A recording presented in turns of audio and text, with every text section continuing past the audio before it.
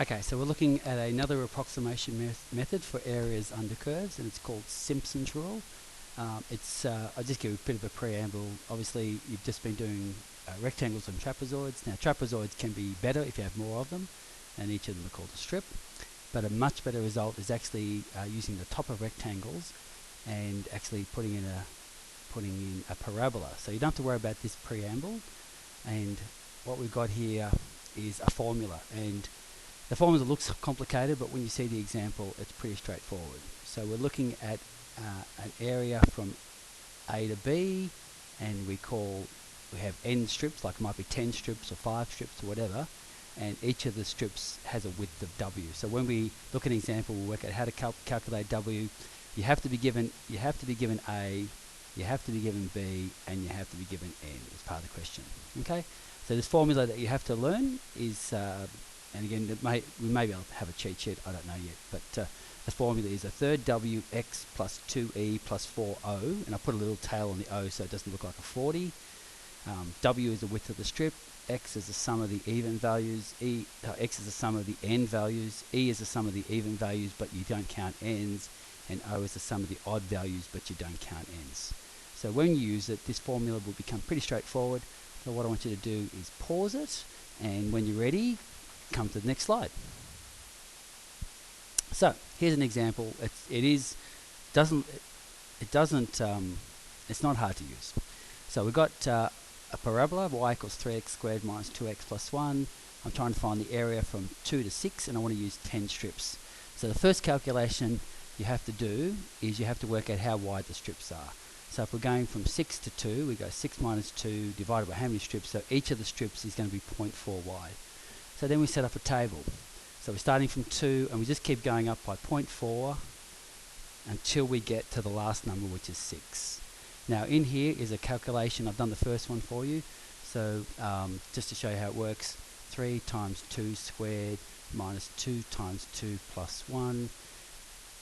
2 squared is 4, 4 3 is 12, minus 4 plus 1 equals 9. So that's where that first calculation comes from.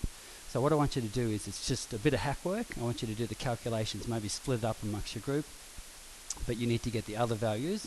It'll take you a little time, but when you're ready, come back and have a look at my values. Okay, so we're back on the values, and these are the values that I got, and hopefully they're the same as what you got. Otherwise, someone's made a mistake, you or me. Okay.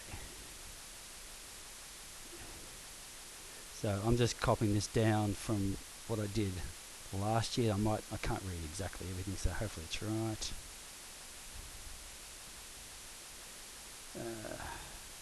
Could be a 6, that one.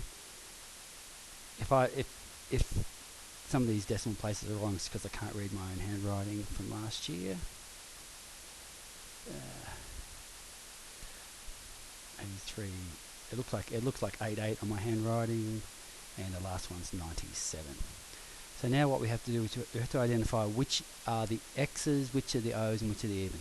So that's the start, so that's an x, and that's the finish, so that's an x. Okay, so what we do is from there, we don't count this one, so this is odd, this is even, this is odd, this is even, this is odd, this is even, this is odd, this is even, this is odd. Okay, so you don't start from the first value as being the first value. You take out the first and the last, and then just go odd, even from there. Okay, so the x values is 9 plus 97 equals 106. The even values, just add up the even values on your calculator. And when I did that, I got 173.6. The O's are the other values, which add up to 224.2.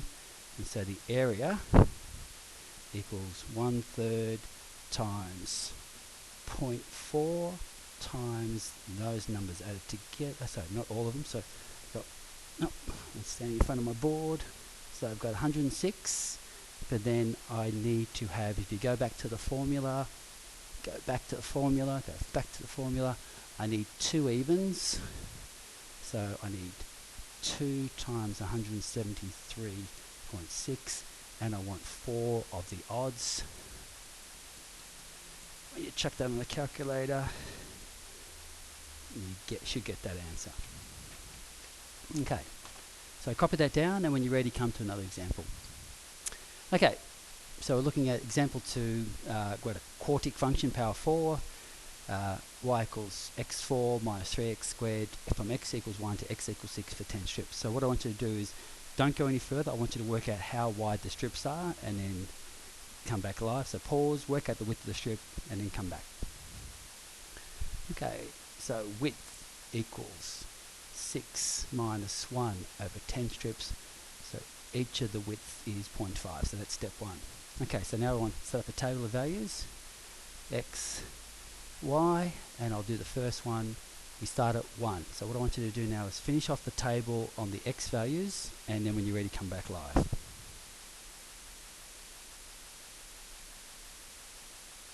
Okay, so we've got 1.5, 2, 2.5, 3.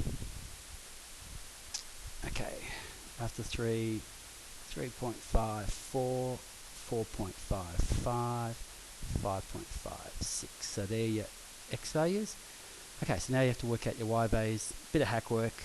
Pause the tape, and when you're ready, come back and we'll finish off the calculations. Okay, so these are my calculations again. I'm just reading off my notes from last year. 1.6875, 4, 20.3125, 54, 113.3125, 208, 349.3125, 550, 824.3125, 1188. Okay, so now we identify x's. So that one's an x, and that one's an x. So odd, even, odd, even, odd, even, odd, even, odd. Okay, so that's that calculation. So I'll finish it off over here.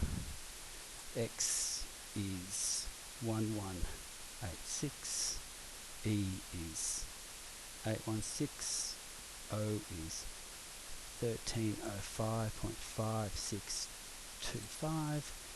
That's just found by adding up the O's and the E's. And then the area equals 1/3 times 0.5 times open bracket 1186 plus 2 lots of 816 plus 4 lots of 1305.625625, and we put that in the calculator. You get 1340. Okay, I think that's our last slide. So there will be worksheets on Moodle for you to practice. It's not in the textbook. Okay, thanks for coming.